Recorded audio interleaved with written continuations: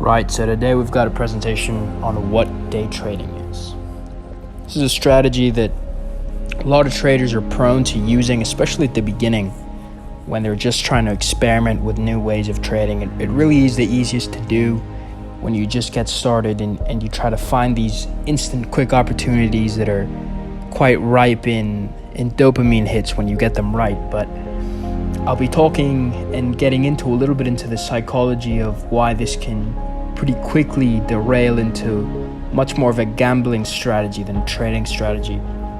And I'll be getting into some of the strategies people use to some success in day trading. So firstly, as always, we're going to start off with the basics. So for a trade to constitute a day trade, the buy and the sell have to be within a single day. So usually what's going to happen is a trade's going to be taken on the basis of short-term momentum. So you might be looking at a 1-minute candlestick chart and you might see a green print to the upside, and you might decide to place a long bet on that trade and ride that green print up, whether it's a minute or whether it's 5 minutes or 1 hour or 3 hours, until you believe the buying momentum has dissipated, at which point you'll close your trade. Same situation, but the inverse scenario would occur if you were taking a short position. Now, the issue with these day trades is that there's a lot of high variability because it's very difficult to quantify momentum. If everybody could do it, everybody would be rich. But on every side of a transaction, there's a buyer and a seller. And so momentum, whether it's to the upside or the downside, doesn't last forever. So if you're playing momentum to the downside, you're essentially trying to catch a falling knife. It's very hard to quantify when that momentum's over and you have to flip your position or close your position.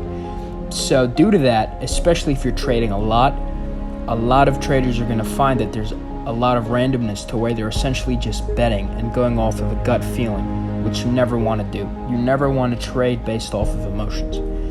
And this is why when you look at the statistics, over 87% of retail traders lose money and blow up their accounts within 6 months. And guess what? The majority of retail traders day trade as their primary form of trading. So this is why at the end of the day, day trading, though it might be the most attractive option to start with just because of how easy it is, and you might get lucky on the first few hits and feel like you're on a roll, can actually lead down a pretty destructive path towards blowing your account relatively quickly. But let's say you're serious about day trading and you want to know some strategies. Well, realistically, there's only 2 strategies. One of them I prefer more than the other, and the one I prefer most, and the one I've done myself, is trading within a range. And the reason for this is because before we spoke about using momentum and how it's pretty difficult to quantify. At least when you're trading within a range intraday, so for example, I've got it pulled up here on screen. It's the first chart, top right. We've got a pretty clear support and resistance, so we already have some technical analysis on this chart. So this is no longer just a random bet. This is no longer just a casino gamble. We actually have some analysis that's gone into it.